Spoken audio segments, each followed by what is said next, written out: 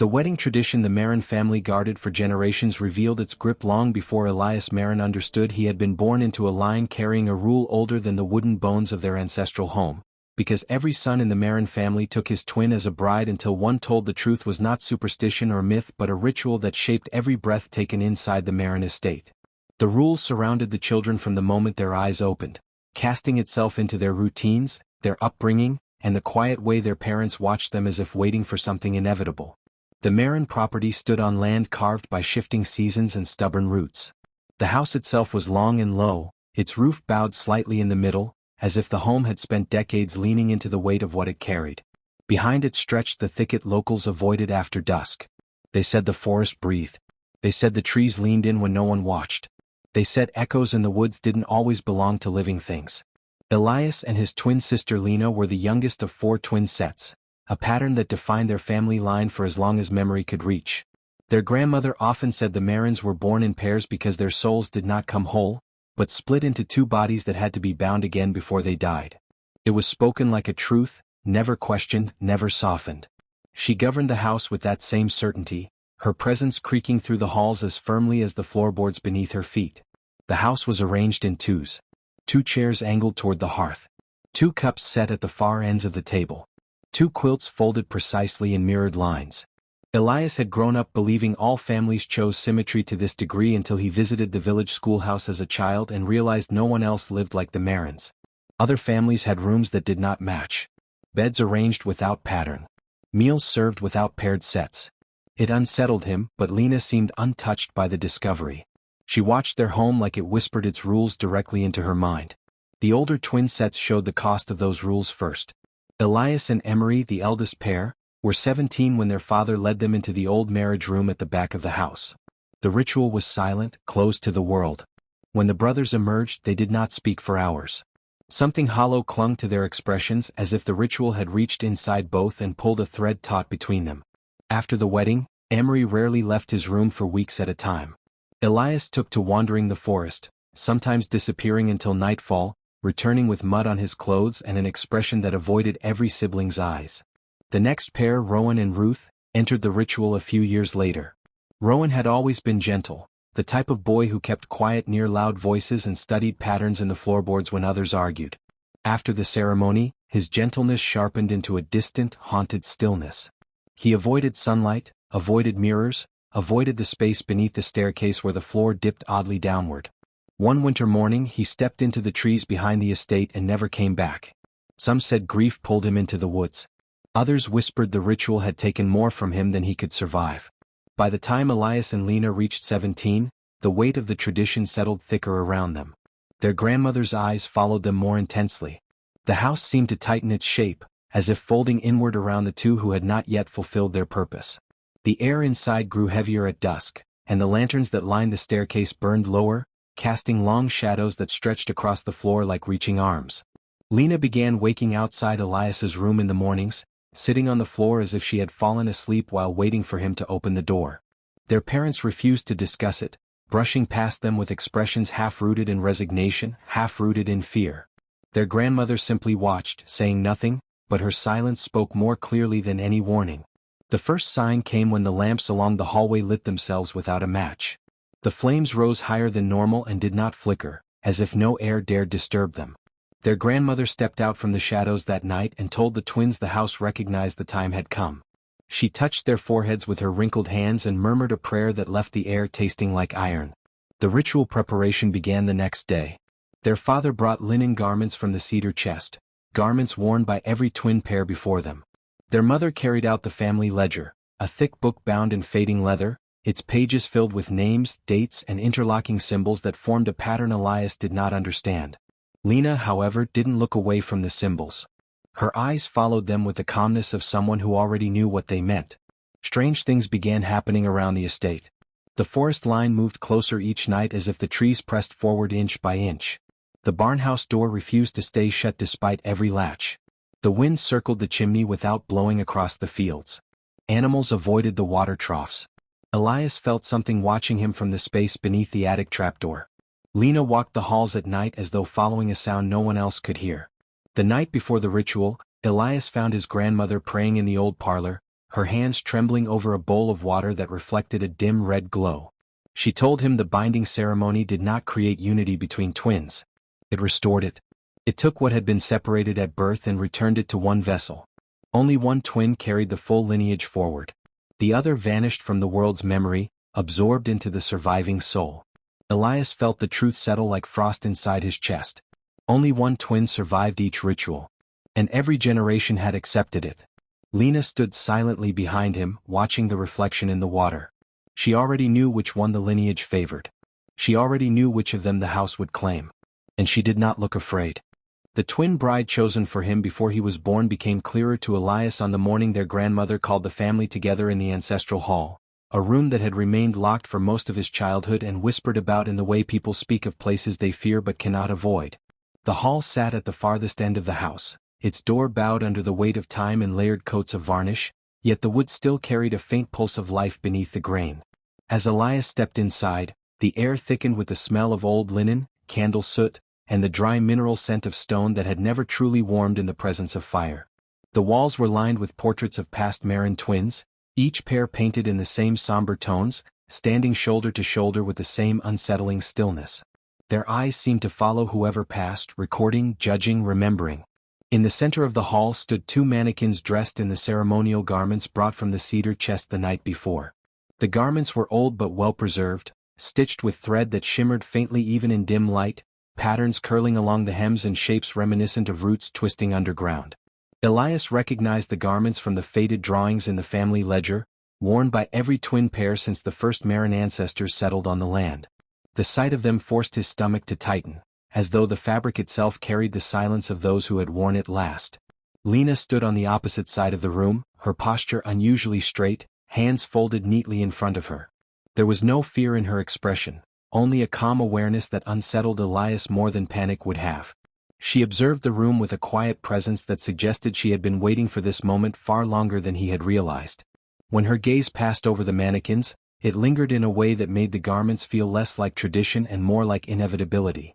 Their grandmother stepped forward, her heavy skirts whispering across the wooden floor. She carried the family ledger in her hands, the weight of it bending her wrists slightly. The book had been passed from one generation to the next, its pages filled with tightly written names and symbols documenting every twin binding the lineage had survived. She placed the ledger on the wide table in the center of the hall and opened it to a page marked with a strip of frayed cloth. Elias saw their names there, written long before either of them had taken their first breath, as though their paths had been carved into the family's future the moment the midwife lifted them into the world. The entry held 2 columns of symbols, arranged in a spiral pattern that grew tighter toward the center. Elias recognized some from the carvings etched into the doorframes of the house. Others were new, curling in shapes that felt older than language. The final mark at the center of the spiral was not mirrored. It belonged to a single twin. Elias stared at it until the shape blurred, but the meaning remained painfully clear. One twin led the line forward. The other became part of the home. Their grandmother touched the central symbol with a reverence that made the air shift around her. She began preparing the hall, moving with practiced precision. She took down the heavy drapes that covered the far wall, revealing an alcove built of dark stone. Inside the alcove rested 2 shallow bowls carved into the foundation itself. The stone around them had been smoothed by centuries of hands tracing the same path. At the base of each bowl were faint stains, long dried, their color faded into an almost rust-like hue. Elias felt the weight of that discovery sink into him slowly. Rituals this old demanded more than vows. Their father entered the hall carrying a pair of candles, their flames steady despite the draft that filtered in through the rafters. He set them on either side of the ledger and stepped back. His face remained expressionless, but his shoulders held a tension Elias had never noticed before. Their mother lingered at the edge of the room, her eyes fixed on Lena with an expression caught between pride and grief. She seemed smaller in the ancestral hall, dwarfed by the weight of its history and the generations watching from the walls. As preparations continued, the light in the hall dimmed unnaturally, as though the sun outside had shifted behind clouds even though the windows showed no such change.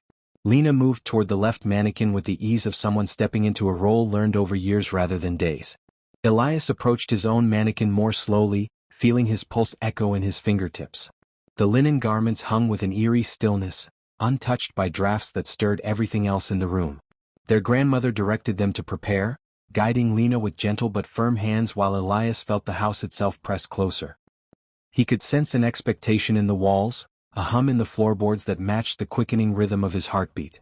The air grew heavier with each passing moment, as if the hall absorbed every breath, feeding on anticipation.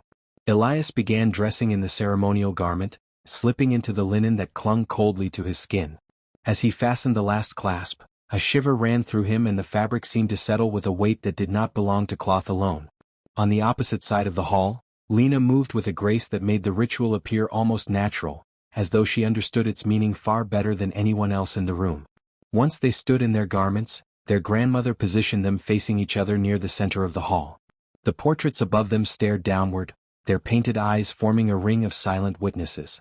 The bowls in the alcove seemed to darken, their shadows stretching outward across the floor in long thin lines like reaching fingers. The room quieted to a stillness that felt alive. Elias sensed something shift behind the walls then, a faint vibration carried through the foundation. It felt like movement beneath the earth, subtle and deep, as if something had stirred in response to their presence. Lena did not react. Her expression remained calm, though her breathing deepened slightly. The ritual had begun to claim them, pulling them into a cycle older than any record in the ledger. Their grandmother opened the ledger to the marked page and rested her hand over their written names. A subtle hum filled the hall, low and continuous. The air tightened around Elias's chest, and the shadows in the alcove thickened, curling upward like smoke that refused to rise. In that moment, Elias understood something his brothers never voiced. The ritual was not symbolic. It was binding in a way that demanded more than unity. And the house had already decided which twin it would keep. The night the Marin blood rite finally revealed itself began with a silence so complete that every lantern in the ancestral hall dimmed at once, shrinking their flames to thin trembling threads. The shadows along the walls grew heavy, stretching upward as if something in the depth of the house exhaled and pulled the light toward it. Elias felt the cold move through the room like a tide returning, creeping around his ankles and climbing steadily until it pressed against his spine. Lena stood directly across from him, her posture steady, her eyes fixed on the space behind their grandmother as though she sensed a presence he could not see. Their grandmother raised her hands over the ledger, and the pages fluttered though no wind moved. The symbols inked into their names darkened, the spiral pattern tightening as if pulled by an unseen hand. A faint vibration hummed through the floorboards, sinking into Elias's bones, threading itself through the roots of the house. The walls creaked softly in response, expanding and contracting like lungs attempting to breathe after being asleep too long. Their father stepped back into the deeper shadows of the hall, his expression rigid, eyes lowered toward the ground. Their mother remained near the doorway, her hands clasped so tightly her knuckles had gone white. It was the first time Elias realized she was afraid. Not of the ritual, but of losing whichever child the lineage refused to allow past that night. The first sign came from the alcove. The two shallow stone bowls carved into the foundation began to fill, not with water poured from above, but with dark liquid rising from deep within the stone itself. The fluid surfaced slowly, thick as syrup, carrying the cold metallic scent of something long buried. Elias felt his pulse stutter. The stains he had seen earlier had not been remnants of old ceremonies. They had been warnings. Lena stepped forward with a steadiness that seemed unnatural. The ritual garments draped around her barely shifted even as she moved, as if the fabric clung to her in recognition. She approached the left bowl first, pausing only when the liquid reached the brim. The air around her seemed to still, pulling tightly against her skin. The room held its breath. Elias watched without moving, though his instincts screamed for him to step back, to turn, to run into the woods behind the estate and never return. Yet the house had shifted its weight since the ritual began. The hall felt narrower. The walls felt closer. The air felt thick enough to trap movement. Even his own heartbeat sounded muted in his chest, absorbed by the floor beneath him. Lena lowered her hands slowly toward the bowl. She did not flinch when the liquid touched her skin. The dark surface rippled in recognition, sending tiny waves spiraling across the stone. The bowl glowed faintly from within, a low red shimmer pulsing as though pulling something from her hands. Elias felt pressure against his own palms, a subtle tug beneath his skin. When he looked down he saw faint marks rising, matching the spiral pattern etched in the ledger. Without being told he understood he was next. He forced himself toward the right bowl, every step echoing with a weight that felt wrong for such a quiet room. As he reached the stone his breath caught. The liquid inside writhed gently, moving as if stirred by something below the surface. He extended his hands and the cold hit him instantly. It rushed up his arms like frostbite, biting deep into his muscles. His fingertips burned. His veins pulsed sharply. Beneath the numbness, something inside the bowl reacted to him, pulling, drawing, demanding. A deep creak echoed across the hall. Elias lifted his gaze toward the ceiling just as the rafters bowed inward. Dust tumbled down like pale ash. The portraits lining the walls trembled slightly, and a low vibration ran through the frames. The painted twins began to blur at the edges, their colors shifting, their faces softening into vague shapes. He blinked hard, but the change continued. The eyes in the portraits no longer followed the room, they sank inward into the canvas as if retreating from what was coming. Their grandmother began tracing symbols above the ledger with slow sweeping motions. Each movement stirred the pages, though her fingers never touched them. Her voice rose in a low hum, the sound vibrating through the wooden floor, resonating with the vibrating bowls. The hum built gradually, expanding into a deeper tone that thrummed through the ribs and pressed against the chest like a heavy stone. The hum triggered something beneath the house. The floorboards beneath Elias's feet shifted subtly, bowing downward as if something massive moved below the hall. The cold in his arms deepened until his shoulders shook with the force of it. His vision blurred briefly, darkness pricking at the edges of his sight. Across the alcove, Lena steadied herself, the glow beneath her hands intensifying until the bowl cast red light across her wrists. The spiral marks on their skin darkened, sinking deeper into their flesh until they resembled charred rings. The ledger pages responded immediately. The symbols below their names flared, burning brightly for a moment before darkening again. The central symbol pulsed twice as if acknowledging the pair it awaited. The air snapped. Every candle in the hall extinguished at once. Darkness swept over the room in a wave, thick and suffocating, hugging the walls and swallowing the floor in murk. For a moment, Elias saw nothing at all until a faint red light rose from the marks on their skin, casting eerie shadows along the floorboards. The darkness was not absence. It was movement. It crawled along the corners of the hall, bending into shapes that flickered like memories without owners. A deep groan echoed beneath the foundation. The house shuddered. The bowls vibrated violently, forcing both twins to steady their hands. Elias felt the pull beneath his palms increase, tugging something not from his skin but from deeper, as though the bowl sought to draw part of him away. His breath hitched as he fought to remain upright. The stone beneath his feet trembled as if straining to hold something contained. From the corner of his vision, he saw Lena close her eyes. The bowl beneath her hands stilled instantly. The red glow beneath her skin spread in a single smooth wave across her arms.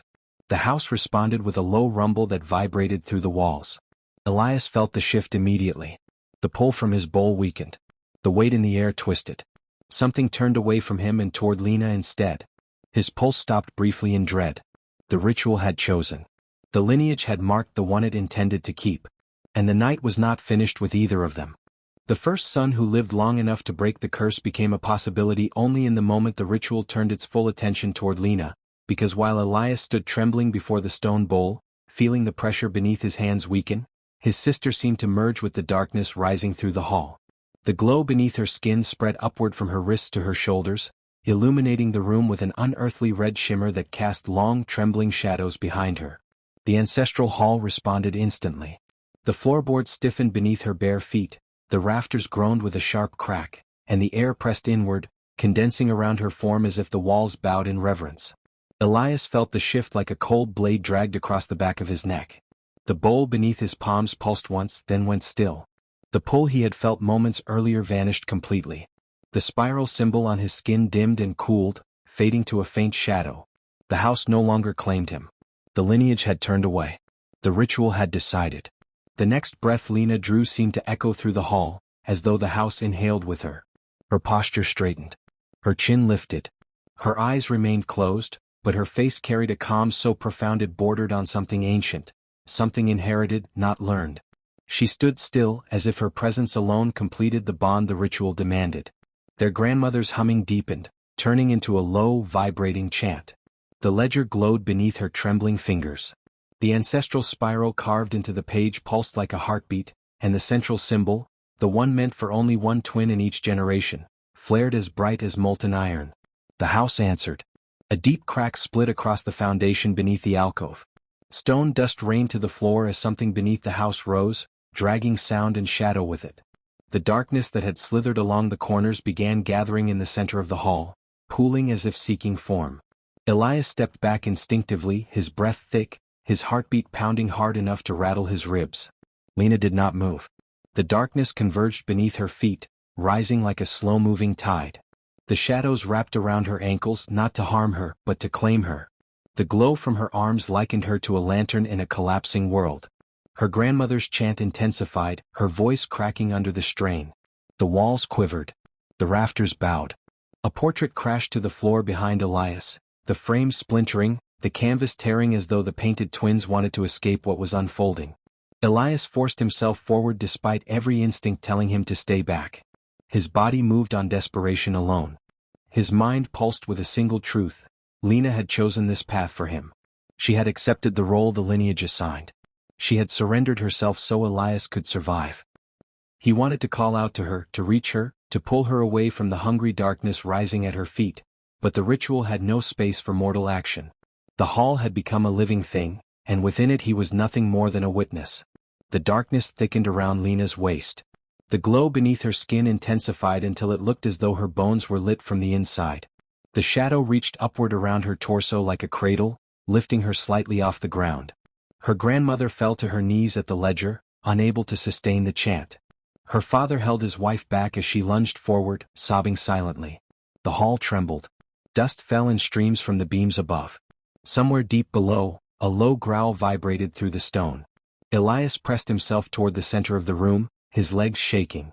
The spiral on his skin flickered as if trying to reignite, but the house had already dismissed him. The ritual allowed him no role. He was no longer the chosen twin. He was meant only to bear witness to his sister's fate. The shadows enveloped Lena completely. For a moment the hall fell into absolute stillness. Then the darkness exploded outward. A violent shockwave rippled through the ancestral hall, knocking Elias off his feet. The bowl shattered.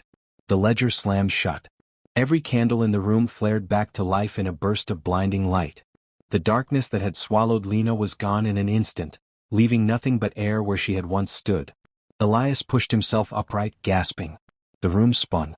His body trembled from the force of the blast. When he lifted his head, he saw his grandmother collapsed beside the table, her chest barely rising. His parents knelt beside her, stunned into wordless grief. The ancestral hall looked as if a storm had torn through it. Ripped drapes, fallen frames, cracked beams. But Lena was gone. Not a trace of her remained. Not a garment, not a shadow, not a breath of movement in the air where she had been. The spiral mark on Elias's skin glowed faintly, then faded entirely, leaving only blank flesh. The cold in the hall lifted. The oppressive weight vanished. Even the forest outside seemed to fall silent. The ritual had taken its bride. Elias staggered to the alcove, staring into the hollowed stone bowls now cracked and empty. He searched the room with frantic eyes, hoping for some sign she still existed. But the truth pressed into him with unforgiving clarity. Lena had fulfilled her role. She had become the vessel. The lineage would continue without her body ever being found again. The hall exhaled one final breath, a soft gust that rippled across Elias's skin. The rite was complete. Years passed and the Marin estate slowly decayed. The ancestral hall remained locked.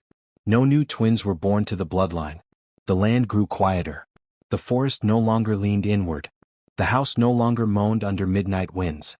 The ritual had chosen its final bride with Lena. Elias became the first son to walk free of it. But he carried the truth with him. A truth the lineage never intended to be spoken. A truth that lived in the silence where his sister used to stand. And though he left the Merrin estate far behind, he could never shake the feeling that the shadows beneath the floor still remembered his footsteps, and the bride they kept forever.